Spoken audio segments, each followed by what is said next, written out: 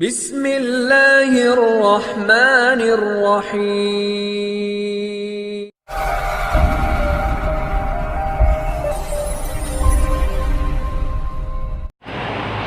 بسم الله الرحمن الرحیم. محترم زمونږه صرف بهایی کتاب جاری و ساری و پرون مونږه شش اقسام ویلی و نن به ان شاء الله مونږه 7 اقسام وایو.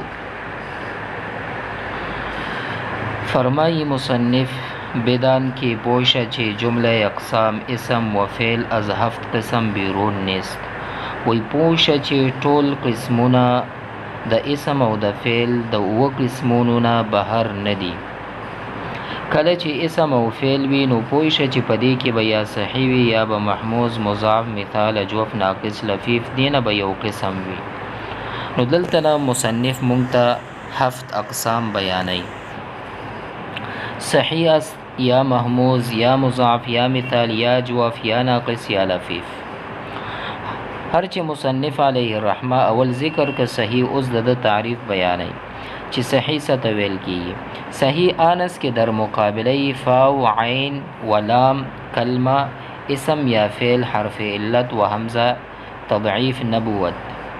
وی صحیح هغه دی په مقابله د فا و عین لام کلمه چې هغه کلمه اسم وي یا فعل وي چې د په مقابله کې حرف علت او دویم حمزه دویم تضعیف نوي چون ضرب و ضربا.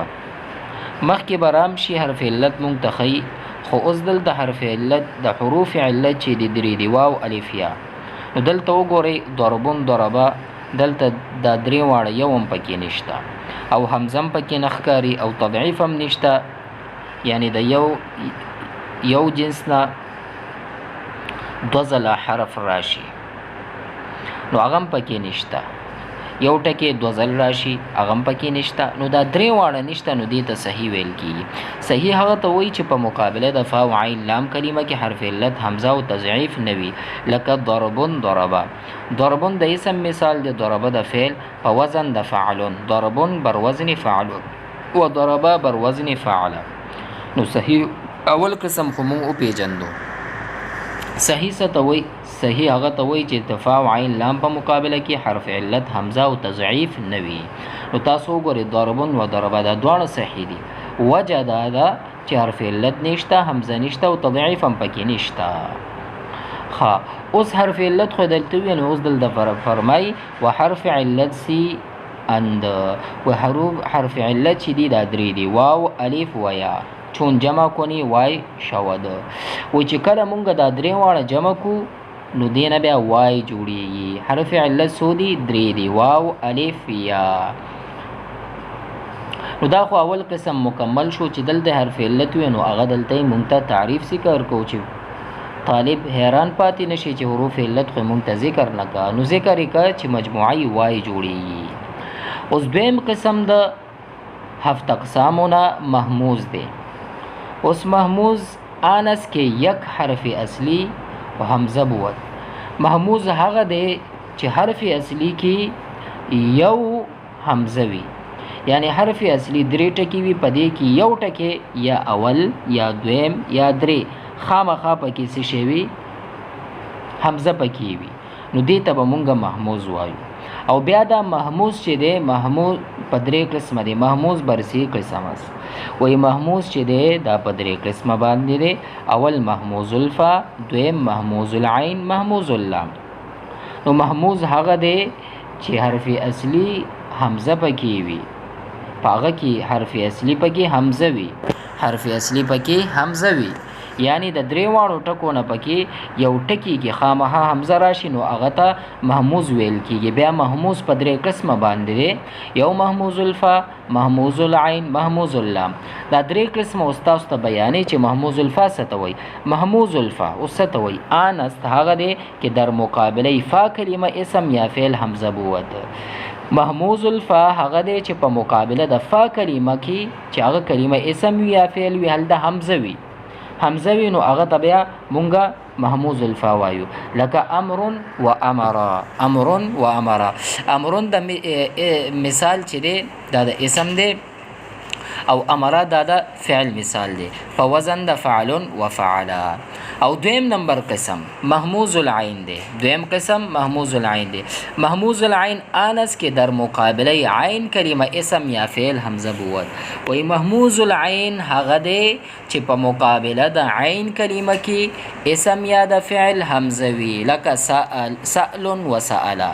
تاسو وګورئ سألون دا اوس وګورئ د عین په مقابله کې حمزه دی او دلته عین په مقابله کې حمزه په وزن د فعل و فعل. دلته وګورئ د عین په مقابله کې حمزه راغلی دی او دلته عین په مقابله کې دلته حمزه راغلی. نو دې ته به اوس مونږ څه وایو محموز العین به وایو. نو محموز تعریف مونږ داسې کړی و چې په حرف اصلي په ځای باندې یعنی د هغې په مقابله باندې یو حرف علت حمزه پکې راغلی. نو دلته وګورئ د فا په مقابله کې رالو محموز الفا، عین په مقابله کې رالو محموز العین. اوس محموز اللام مونږ ته بیانوي. محموز اللام څه ته وایي؟ محموز اللام آنس کې در مقابله اسم یا فعل حمزه بود چون قرأ و قرأت. دلته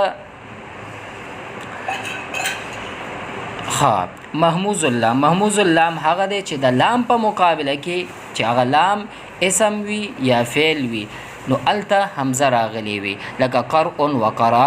دلته وګورئ چې دلته د لام په مقابله کې دا د اسم مثال دا د فعل مثال په وزن د فعل و فعل دی. نو دلته وګورئ د دې په مقابله کې یعنی د لام په مقابله کې حمزه راغلی ده او دلته لام په مقابله کې دلته وګورئ فعل قرء. دلته حمزه وګورئ دلته لام په مقابله کې راغلی نو محموز اللام شو. دلته قرأ حمزه راغلی دی فعل. نو دلته په مقابله د فا کلمه کې راغلی نو دا محموز اللام شو. دریم قسم چې دی د هفت اقسامونه هغه مضاعف دی. مضاعف څه ته وایي؟ مضاعف آنس کې دو حرف اصلی او از یک جنس باشد.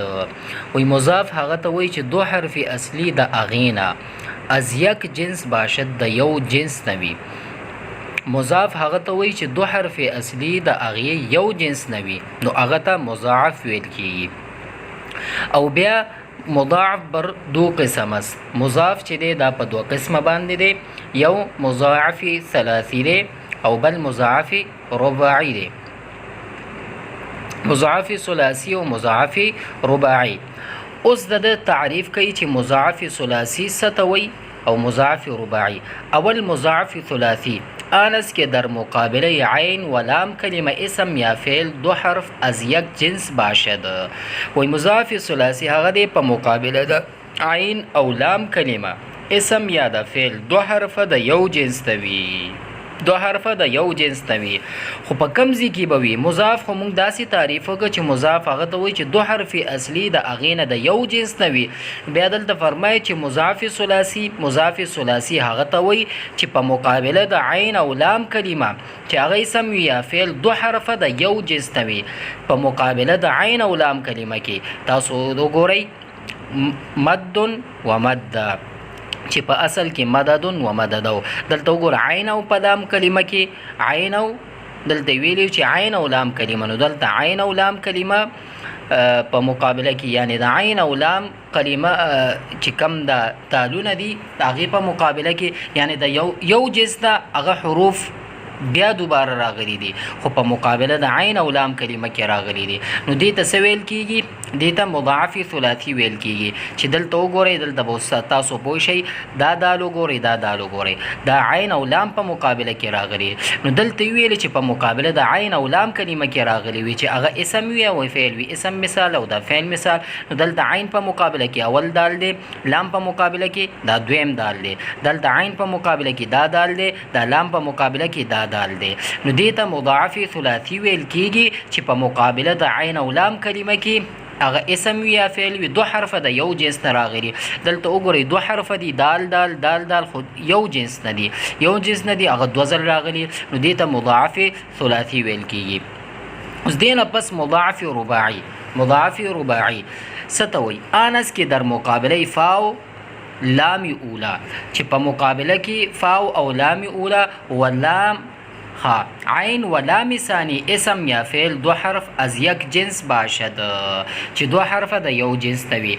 نو دلته اوس فرمایي چې مضاعف رباعي هغه ته وایي چې په مقابله د فا او لام اوله، فا او لام اوله او عین او لام ثانی چې هغه اسم یا فعل دو حرفه د یو جنس ته راغلی وي، دو حرفه د یو جنس ته راغلی وي، نو هغه ته به مونږه مضاعف رباعي وایو. لکه دلته مثال ورکړی دی زلزله زلزالا بر وزن فعلل فعلالا، چې هلته مونږ ته وایي چې مضاعف رباعي هغه ته وایي چې په مقابله د فا او لام اوله، فا او لام اوله او بیا عین و لام ثانی هغه اسم یا فعل وي خو دو حرفه د یو جنس نه راغلی وي.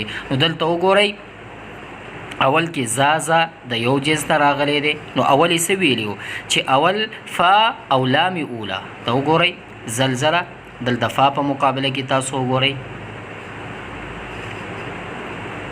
او بیا ورپسې دویمې ویلې چې دویمې څه ویلې لا عین و لام ثانی، عین و لام ثانی دلته وګورئ عین وګورئ عین په مقابله کې بیا لام ثانی وګورئ لام لام، نو په مقابله د دې کې دو حرفه د یو جنس نه راغلي وي نو دې ته به مضاعف ثلاثي ویل کېږي. بیا واورئ مضاعف رباعي ویل کېږي. مضاعف رباعي هغه ته وایي چې په مقابله د فا او لام اوله او عین لام ثانی چې هغه اسم یا فعل وي دو حرفه د یو جنس نه راغلي وي. مثال داسې ورکوي زلزله زلزالا په وزن د فعلل فعلالا.